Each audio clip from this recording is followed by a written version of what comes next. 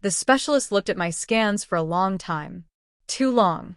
The kind of silence that fills a room like cold water, rising inch by inch until you can't breathe.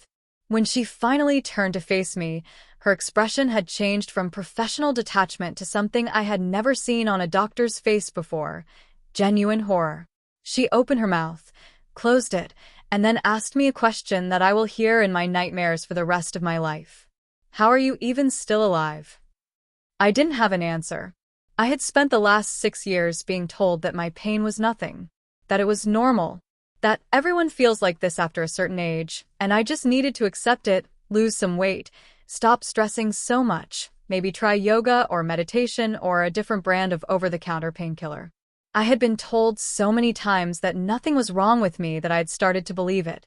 I had started to think that I was the problem, that I was weak, dramatic, unable to handle what everyone else managed just fine. And now this woman, this specialist I had waited 11 weeks to see, was looking at me like I was a ghost. Like I should already be dead. If you're new to this channel and you want to hear true stories about medical nightmares that could happen to anyone, hit that subscribe button and turn on notifications. Because what I'm about to tell you isn't just my story, it's a warning. Let me take you back to the beginning. Not the beginning of the pain, because honestly, I can't remember a time when I didn't feel it. It crept into my life so slowly, so gradually that by the time I noticed it was there, it had already become part of who I was. But the beginning of the story, the part where everything started to fall apart, that I remember clearly. I was 43 years old, working as an office manager for a small insurance company, living alone in a 2-bedroom apartment that always felt too quiet. I had been divorced for 5 years, no kids, a handful of friends I saw maybe once a month if we could coordinate our schedules. My life was small and ordinary, and I thought my pain was too. It started in my chest. Not my heart, or at least that's what I told myself. It was lower, deeper, somewhere behind my ribs on the left side. A dull ache that would come and go, sometimes lasting for hours, sometimes disappearing for days. I assumed it was muscle strain from sitting at a desk all day. I assumed it was stress, or bad posture, or the natural consequence of getting older in a body that had never been particularly athletic. I bought a heating pad. I took ibuprofen. I tried to ignore it, but ignoring it only worked for so long. Over the months, the ache grew. It spread. What had started as a localized discomfort became a radiating pressure that wrapped around my torso, like a belt being slowly tightened. Some days it was barely noticeable, a background hum I could tune out if I focused on my work. Other days it was all I could think about, a throbbing presence that made it hard to concentrate, hard to eat, hard to sleep. I started waking up in the middle of the night with my hand pressed against my side, my heart racing, convinced that something was terribly wrong. So, I went to a doctor. My primary care physician, Dr. Hendricks, was a cheerful man in his late 50s who had been practicing medicine for longer than I had been alive. He listened to my symptoms with a patient smile, did a brief physical examination, and told me that everything seemed fine. "You're at the age where these things start happening," he said. "Aches and pains are part of the package. Your blood work looks good, your vitals are normal." I wouldn't worry too much about it. I wanted to believe him. I wanted to walk out of that office feeling relieved, feeling foolish for having made an appointment over something so trivial. But the pain didn't go away. It got worse. Over the next few months, I developed new symptoms: shortness of breath that would hit me out of nowhere, a strange weakness in my left arm that made it hard to carry grocery bags, occasional dizziness that forced me to grab onto walls and furniture to keep from falling. I went back to Dr. Hendricks. I went back 3 times, actually, and each time he said the same thing. Normal for your age. Maybe try losing a few pounds. Have you considered that this might be anxiety? Anxiety. That word became the answer to everything. When I mentioned the chest pain, it was anxiety. When I described the dizziness, it was anxiety. When I told him about the episodes where my heart seemed to stutter and skip, beating irregularly for 10 or 15 terrifying seconds before returning to normal, he nodded sympathetically and wrote me a prescription for anti-anxiety medication. "The mind and body are connected," he said.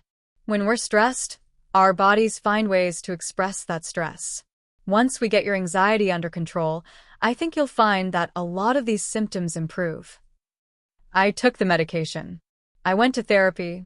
I practiced deep breathing exercises and downloaded meditation apps and did everything I was supposed to do to manage my anxiety. And you know what? None of it helped. The pain didn't care about my coping strategies. It didn't respond to positive thinking or progressive muscle relaxation. It just kept growing, kept spreading, kept finding new ways to make my life miserable. By the time I was 45, I had developed a constant tremor in my left hand, random episodes of numbness in my legs, and headaches so severe that they made me vomit. I had stopped exercising because any physical exertion left me gasping for air. I had stopped going out with friends because I was too exhausted to do anything after work except lie on my couch and pray for the pain to stop. I went to other doctors, urgent care clinics, walk-in appointments, even a trip to the emergency room when the chest pain got so bad that I was convinced I was having a heart attack. Every single time, the response was the same. They would run some basic tests, find nothing obviously wrong, and send me home with a pat on the head and a reminder that I wasn't as young as I used to be. One doctor actually laughed at me. Not a mean laugh, exactly, but a dismissive chuckle that made me feel about 2 inches tall. "You're 45, not 25, he said. "The body starts to break down. That's just life. You need to adjust your expectations." Adjust my expectations. Like I was asking for too much by wanting to live without constant pain. Like it was unreasonable to expect my doctors to figure out why my body was falling apart. I left that appointment feeling humiliated, ashamed, and more alone than I had ever felt in my life. And the worst part was I started to internalize what they were telling me. I started to believe that maybe I really was just weak, just dramatic, just unable to handle the normal process of aging. Maybe everyone felt like this, and they just didn't complain about it. Maybe I was the problem. I stopped talking about my symptoms. I stopped going to doctors. I suffered in silence for almost 2 years, convinced that there was nothing wrong with me that couldn't be explained by weakness and age and an inability to cope with reality. And during those 2 years, while I was busy blaming myself for my own suffering, the thing inside me kept growing. The time bomb kept ticking. And nobody had any idea how close I was to the end. The night that changed everything happened 3 months ago, in the middle of February. I had gone to bed early, around 9 o'clock, because the exhaustion had become so overwhelming that I could barely keep my eyes open past dinner. I remember lying in the dark, listening to the wind rattle the windows, feeling the familiar ache in my chest pulse in time with my heartbeat. I was used to it by then. I had made peace with the pain, or at least I had convinced myself that I had. I closed my eyes and tried to sleep. I woke up screaming. The pain was unlike anything I had ever experienced. It was as if someone had reached inside my chest and wrapped a burning fist around my heart, squeezing with all their strength. I couldn't breathe. I couldn't move. I could only lie there in the darkness, my mouth open in a silent scream, my body rigid with agony. The world narrowed to a single point of white-hot suffering, and I was certain, absolutely certain, that I was dying. I don't know how long it lasted. It felt like hours, but it was probably only a few minutes. Eventually, the pain began to recede, not disappearing but loosening its grip just enough for me to gasp in a breath, then another, then another. I was drenched in sweat, shaking so hard that my teeth chattered, my heart pounding against my ribs like it was trying to escape. I managed to reach my phone on the nightstand and dial 911 with trembling fingers. The ambulance arrived within 10 minutes. The paramedics were professional and efficient, hooking me up to monitors, asking me questions I could barely answer, loading me onto a stretcher, and rushing me to the nearest hospital. I lay there in the back of the ambulance, staring at the ceiling, listening to the siren wail, and I remember thinking, this is it. This is finally it. They're going to find out what's wrong with me. But when we got to the emergency room, the nightmare only continued in a different form. The ER was packed that night. Some kind of flu outbreak had filled every bed and every chair with coughing, miserable patients, and I had to wait for over an hour before anyone could see me. By then, the worst of the pain had subsided. It was still there, lurking in my chest like a coiled snake, but it had retreated to a level that I could almost pretend was normal. When the doctor finally came to examine me, I tried to explain what had happened. The sudden onset, the crushing pressure, the feeling that I was dying. He listened with a distracted expression, his eyes flicking toward the door every few seconds like he was calculating how quickly he could move on to the next patient. "Your vitals look stable," he said after a brief examination. "No signs of acute cardiac distress. Have you been experiencing a lot of stress lately?" There it was again. Stress. Anxiety. The magic words that absolved them of any responsibility to dig deeper. I wanted to grab him by the shoulders and shake him. I wanted to scream that I had been in pain for 6 years, that something was clearly wrong, that I hadn't imagined the agony that had woken me from sleep convinced I was dying. But I was too tired, too beaten down, too conditioned by years of dismissal to believe that fighting would make any difference. "Yes," I said quietly. "I've been stressed." He nodded like that explained everything. "I'm going to give you something for the pain and refer you to a cardiologist for a follow-up. It's probably nothing serious, but we like to be thorough." He said that last part with a little smile, like he was doing me a favor, like I should be grateful that he was willing to waste a specialist's time on my imaginary problems. I went home that night with a prescription for stronger painkillers and an appointment card for a cardiologist I had never heard of. The appointment was scheduled for 11 weeks later. 11 weeks. I remember staring at that date and feeling something inside me crack. How was I supposed to survive 11 more weeks of this? What if the pain came back, worse than before? What if the next attack killed me? The weeks that followed were the longest of my life. I went back to work because I couldn't afford not to, but I was barely functional. I would sit at my desk, staring at my computer screen, unable to focus on anything except the constant awareness of my own body. Every twinge, every flutter, every moment of breathlessness sent me spiraling into panic. I started keeping a journal of my symptoms, writing down every episode in obsessive detail. The time it happened, how long it lasted, what I was doing when it started, how bad the pain was on a scale of 1 to 10. I thought that maybe if I had enough documentation, the cardiologist would have to take me seriously. The symptoms kept getting worse. The chest pain became a daily occurrence, sometimes mild and sometimes severe enough to make me double over at my desk, clutching my side and praying that my coworkers wouldn't notice. The weakness in my left arm spread to my leg, making me walk with a slight limp that I tried to hide. The dizziness became more frequent, sometimes hitting me without warning while I was walking down the street or climbing stairs, leaving me clinging to railings with my heart hammering and my vision graying at the edges. Twice, I blacked out completely, once in my apartment, once at the grocery store, waking up on the floor with no memory of falling and a splitting headache that lasted for days. I should have gone back to the emergency room. I know that now. But I was so afraid of being dismissed again, so convinced that they would tell me it was nothing, that I talked myself out of it every time. "You're overreacting," I told myself. "You're being dramatic. Remember what the doctor said. This is normal for your age. Just wait for the cardiologist appointment. Just hold on a little longer." Looking back, I can see how dangerous that thinking was. I can see how close I came to dying during those 11 weeks, how many times my body tried to warn me that something catastrophic was happening inside. But at the time, I was trapped in a prison of self-doubt that years of medical gaslighting had built around me. I didn't trust my own perception of reality anymore. I didn't believe that I was worth saving.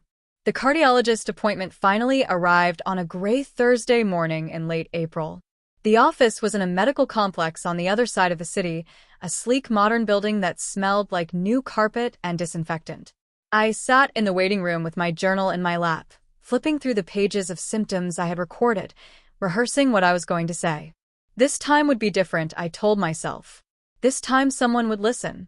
Dr. Vasquez was not what I expected. She was younger than I had imagined, maybe late 30s, with sharp eyes and an unsmiling face that gave nothing away. She didn't make small talk or offer reassuring platitudes. She just asked me to describe my symptoms starting from the beginning, and then she listened. Really listened. Not the distracted half-attention I had gotten from other doctors, but a focused, intent listening that made me feel like every word I said mattered. I talked for almost 20 minutes. I told her about the pain that had started 6 years ago, about the way it had spread and intensified, about the dizziness and the weakness and the blackouts and the night I woke up screaming. I told her about all the doctors who had dismissed me, all the times I had been told it was normal, all the years I had spent doubting my own sanity. By the end, I was crying, tears streaming down my face, my voice cracking with 6 years of suppressed fear and frustration. Dr. Vasquez handed me a tissue and waited for me to compose myself. Then she said something that no doctor had ever said to me before. "I believe you." 3 words. That's all it took to shatter the wall I had built around myself. I broke down completely, sobbing in that sterile examination room, overwhelmed by the relief of finally being heard. Dr. Vasquez let me cry without rushing me. When I was calm enough to speak again, she explained that she wanted to run a complete battery of tests, blood panels, imaging studies, stress tests, everything. She didn't know yet what was wrong with me, she said, but she was going to find out. For the first time in years, I felt something that I had almost forgotten how to feel. Hope. The tests took 3 days. 3 days of being poked and prodded and scanned, of lying still in humming machines while technicians stared at monitors, of giving blood until my arms were bruised and sore. I tried to read the faces of the people who examined me, looking for some sign of what they were finding, but they were all carefully neutral. "The doctor will discuss the results with you," they said whenever I asked questions. "We just run the tests." But I noticed things. Small things that most people probably wouldn't have caught, but I had spent 6 years learning to read the subtle cues that medical professionals give off when they're trying to hide their reactions. The way the ultrasound technician's fingers hesitated on the keyboard when she was scanning my chest. The sharp intake of breath from the radiologist who was reviewing my CT images. The quiet conversation between 2 nurses that stopped abruptly when I walked past. Something was wrong. Something was very wrong. And for the first time, I realized that I was more afraid of finding out what it was than I had been of not knowing. The appointment to review my results was scheduled for the following Monday. I spent the weekend in a state of suspended animation, unable to eat, unable to sleep, unable to think about anything except what Dr. Vasquez was going to tell me. I imagined every possible scenario, from the best, nothing serious, just something minor that could be easily treated, to the worst, terminal cancer, 6 months to live, nothing anyone could do. By Sunday night, I had worked myself into such a state of anxiety that the old pain in my chest had flared up worse than ever, and I seriously considered going to the emergency room again. But I didn't. I told myself that I just needed to make it to Monday. Just a few more hours. Monday morning arrived gray and cold, the sky heavy with clouds that threatened rain. I took a cab to Dr. Vasquez's office because I didn't trust myself to drive. My hands were shaking too badly, and the dizziness had been getting worse all weekend. I sat in the waiting room with my heart pounding, watching the minutes tick by on the clock above the reception desk, feeling like I was waiting for an execution. When the nurse called my name, I followed her down the hallway on legs that felt like they belonged to someone else. Dr. Vasquez was already in the examination room, sitting in front of a computer with my scans pulled up on the screen. She gestured for me to sit down, and I did, gripping the arms of the chair like I was bracing for impact. "Thank you for being patient with the testing process," she said. Her voice was calm, professional, but there was something underneath it that I couldn't quite identify. "I've reviewed all of your results, and I want to go through them with you in detail." She turned the monitor so I could see it, and I found myself looking at an image that meant nothing to me. Gray shapes and shadows, the interior landscape of my own body rendered in shades I couldn't interpret. Dr. Vasquez pointed to a dark area near the center of the image. "This is your thoracic aorta," she said. "It's the main artery that carries blood from your heart to the rest of your body. In a healthy person, it should be about 3 centimeters in diameter. Yours is nearly 8. I stared at the screen, trying to process what she was saying. "What does that mean?" "It means you have what we call a thoracic aortic aneurysm. The wall of your aorta has weakened and stretched outward, creating a bulge that's now dangerously large. Based on the size and the rate of growth we can estimate from your symptoms, this has been developing for years. Probably since before you first started experiencing pain." Years. The word echoed in my head like a bell. Years that I had spent being told nothing was wrong. Years that I had spent doubting myself, blaming myself, convincing myself that my suffering was normal. If this had been caught earlier, Dr. Vasquez continued, it could have been monitored and potentially treated with less invasive intervention. But at this size, the risk of rupture is extremely high. If the aneurysm ruptures, the survival rate is less than 20%. The room seemed to tilt around me. I gripped the chair tighter, trying to anchor myself to something solid. So, what happens now? What do we do? Dr. Vasquez was quiet for a moment. She scrolled through more images on the screen. My heart, my lungs, my spine, and I watched her expression change as she studied them.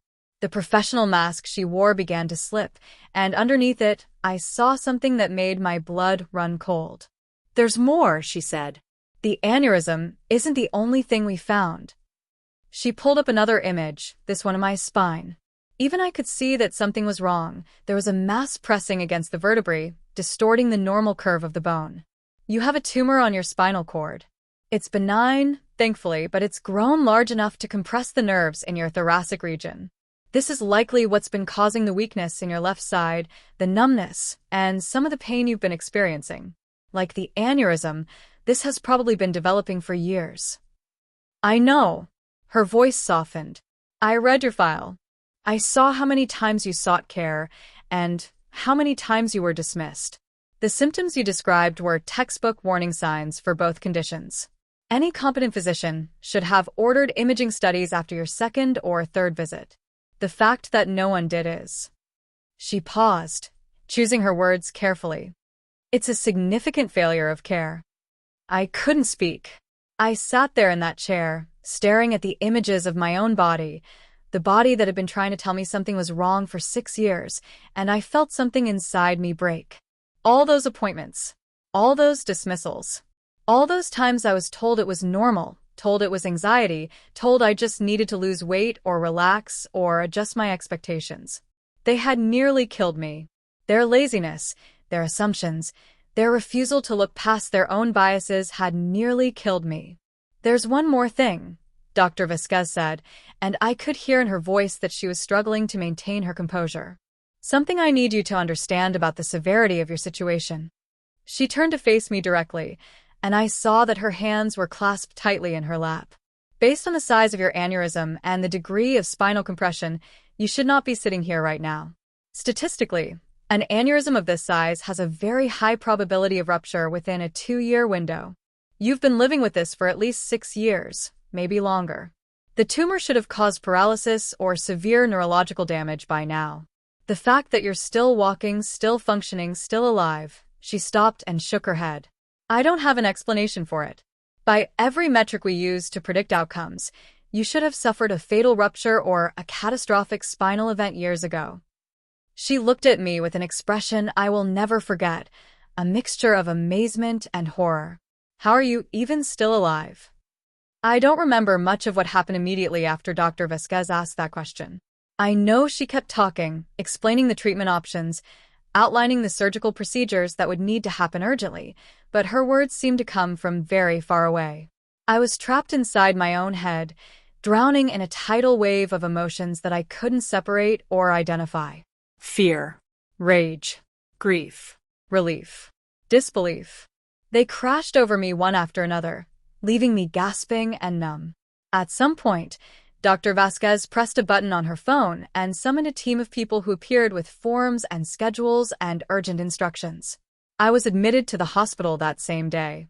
Not the emergency room, where I had been dismissed so many times before, but a specialized cardiac unit on the 5th floor where the nurses looked at me with careful, serious expressions, and no one told me that my pain was normal for my age. The surgery was scheduled for 48 hours later. 2 days. That's how much time they were willing to risk. Dr. Vasquez explained that every hour the aneurysm remained unrepaired was an hour it might rupture. She explained that the spinal tumor would need to be addressed in a second surgery after I had recovered from the first, because my body couldn't handle both procedures at once. She explained that even with the surgery, there were significant risks: stroke, paralysis, death. The aneurysm had grown into surrounding tissue in ways that made the repair complicated. Nothing was guaranteed. I called my sister that night, the first real conversation we had had in months. I told her everything, the pain, the dismissals, the diagnosis, the surgery. She cried. I cried. She said she was getting on a plane first thing in the morning, and for the first time in years, I didn't argue or tell her not to bother. I needed her there. I needed someone to be with me in case I didn't wake up. The night before the surgery was the longest of my life. I lay in that hospital bed, surrounded by beeping monitors and the soft shuffle of nurses' footsteps in the hallway, and I thought about all the years I had wasted. All the things I had put off because I was too tired, too sick, too convinced that my life was already over. I thought about the doctors who had failed me, the ones who had looked at me and seen nothing but a middle-aged complainer, an anxious patient who just needed to accept that getting older meant getting weaker. I thought about the phrases they had used, the words that still echoed in my head like a poison. Normal for your age, just stress, adjust your expectations, lose some weight. I thought about how close I had come to believing them, how close I had come to giving up entirely, to accepting that the pain was just my lot in life, to dying without ever knowing that I'd been carrying a bomb inside my chest for half a decade.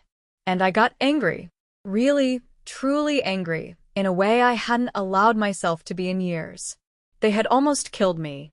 Not with malice, maybe, but with indifference. With laziness. With the casual cruelty of assumptions and stereotypes that made them see a middle-aged patient and immediately stop looking for answers. They had stolen years of my life. Years I could have spent getting treatment, getting better, living without this constant shadow of pain and fear. And they would never be held accountable for it. They would go on practicing medicine, dismissing other patients, telling other people that their suffering was normal. And some of those people would die without ever knowing why. I didn't sleep at all that night. By the time the nurses came to prep me for surgery, my eyes were red and swollen, and my hands wouldn't stop shaking. They gave me something to calm me down, a gentle warmth that spread through my veins and softened the edges of my terror, but it couldn't erase what I knew. In a few hours, someone was going to open my chest and try to repair the damage that 6 years of neglect had caused. And there was a very real chance that I would not survive. My sister arrived just before they wheeled me into the operating room. She held my hand and told me she loved me and promised that she would be there when I woke up. I wanted to tell her so many things. How much she meant to me. How sorry I was for all the years I had pushed her away. How grateful I was that she had come. But the sedatives were already pulling me under, and all I could manage was a weak squeeze of her fingers before the darkness took me. The surgery lasted 9 hours.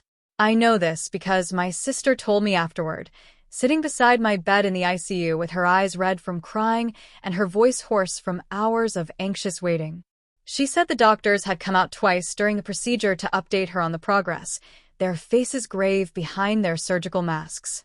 She said there was a moment, about 6 hours in, when they told her there had been complications, and they weren't sure if I was going to make it. She said she had never prayed so hard in her life. But I made it.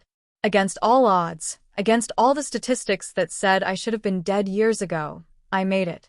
I woke up in the ICU with tubes in my throat and wires attached to every part of my body, and the first thing I saw was my sister's face, streaked with tears, her lips forming words I couldn't hear over the roar of blood in my ears. She was saying my name over and over, like an incantation, like a prayer of thanksgiving. The recovery was brutal. Weeks in the hospital, then months of rehabilitation, learning how to walk again, how to breathe without pain, how to trust my body after so many years of betrayal.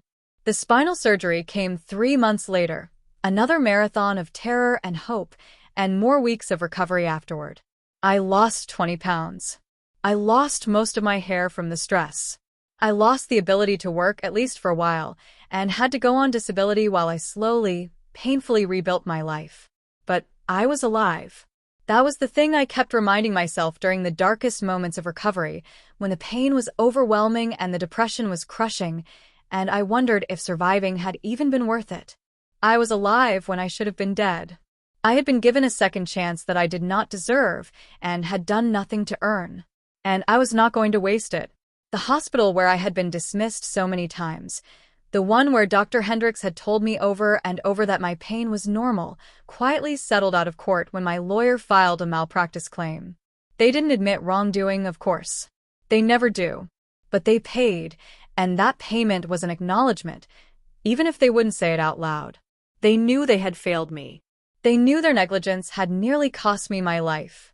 And somewhere in the files they would never let me see, I imagine there's a record of that failure, a note, perhaps, or a memo, documenting what they had done wrong so they could avoid getting caught the next time.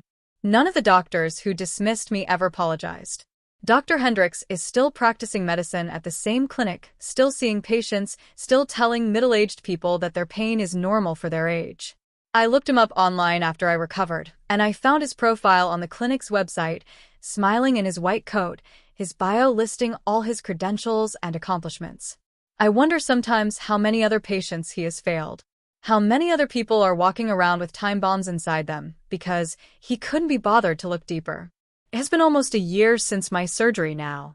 The scars on my chest and back have faded from angry red to pale pink, and most days I can go hours without thinking about what happened to me. I work part-time at a nonprofit that helps patients advocate for themselves in medical settings, a job I never would have imagined doing before all of this, but one that feels like the right use of everything I've learned. I speak at support groups and community centers, telling my story to people who are going through what I went through, who are being dismissed and gaslit and told that their suffering isn't real. I look them in the eye and I tell them, "You're not crazy. Your pain is real. And you have the right to demand answers." The anger hasn't gone away entirely. I don't know if it ever will. There are still nights when I lie awake, remembering the doctors who failed me, replaying their dismissive words in my head like a broken record. Normal for your age. Just anxiety. Adjust your expectations. I think about all the time I lost, all the years I spent suffering needlessly, all the damage that was done to my body while I waited for someone to take me seriously. I think about how close I came to dying without ever knowing why. But I've learned to live with the anger. I've learned to channel it into something productive, something that might help prevent others from going through what I went through. And I've learned something else too, something that took me a long time to accept. I am not the same person I was before. I will never be that person again. The experience changed me in ways that go beyond the physical scars, beyond the medications I have to take every day, beyond the regular checkups and imaging studies that will be part of my life forever. It changed the way I see the world. It changed the way I see myself. I no longer trust doctors automatically. I question everything they tell me. I research my symptoms and my conditions and my treatment options, and I come to appointments armed with information and ready to push back if something doesn't feel right. Some doctors don't like this. Some of them get annoyed when I ask too many questions or refuse to accept their first answer. But I don't care anymore. I spent 6 years deferring to their expertise, trusting their judgment, believing that they knew better than I did about my own body. And that trust almost killed me. The specialist who finally diagnosed me, Dr. Vasquez, became something more than just a doctor over the months of treatment and recovery. She became an advocate, a partner in my care, someone who treated me like a human being rather than a collection of symptoms to be managed. I asked her once why she had taken me seriously when so many others hadn't. She was quiet for a long moment, and then she said something that has stayed with me ever since. "I was trained to listen," she said. Not just to hear the words patients say, but to really listen to the fear underneath the symptoms, to the history behind the complaints, to the person in front of me who is asking for help. Somewhere along the way, a lot of physicians forget how to do that. They get busy or burned out, or they start seeing patterns instead of people. But the moment you stop listening is the moment you start failing your patients. I think about that a lot. I think about all the doctors who stopped listening, who saw a middle-aged patient complaining about pain and immediately slotted me into a category that allowed them to stop investigating. I think about how easy it would have been for any one of them to order an imaging study, to look a little deeper, to consider the possibility that maybe, just maybe, I knew my own body well enough to recognize when something was seriously wrong. They didn't. And because they didn't, I spent 6 years living with a time bomb in my chest, walking around as a medical miracle that shouldn't have been possible, waiting for the explosion that could have come at any moment. I survived. But survival came at a cost measured in years of suffering, in permanent damage to my body, in a trauma that I will carry with me for the rest of my life. If this story kept you listening until the end, I have one request. Subscribe to this channel and turn on notifications. Because stories like mine happen every day in hospitals all over the world to people who deserve better. And the only way we change the system is by talking about it. Here's what I want you to take away from my experience. If you're in pain, if something feels wrong, if your body is trying to tell you something and the doctors won't listen, don't give up. Don't let them convince you that your suffering is normal. Don't internalize their dismissals and start to believe that you're the problem. You know your body better than anyone else. You have the right to be heard. You have the right to answers. And if the first doctor won't give them to you, find another one. Keep fighting until someone finally listens. I almost died because I stopped fighting. I almost died because I let them convince me that my pain wasn't worth investigating. Don't make the same mistake I did. Your life is worth more than their assumptions. Your pain is real, and you deserve a doctor who will take the time to figure out why. I still have the journal I kept during those 11 weeks of waiting. Sometimes I flipped through the pages and read my own handwriting, the desperate documentation of symptoms that no one wanted to acknowledge. It reminds me of how far I've come and how close I came to not coming anywhere at all. The last entry is dated the day before my surgery. It says, "Tomorrow they're going to open my chest and try to save my life. I don't know if I'll survive." But at least finally, someone believed me. Someone believed me. In the end, that made all the difference. And if you're out there right now, suffering, doubting yourself, wondering if you're crazy or dramatic or just unable to handle what everyone else seems to manage, please hear me. You're not crazy. Your pain is real. And somewhere out there, there's a doctor who will believe you too. Don't stop looking until you find them.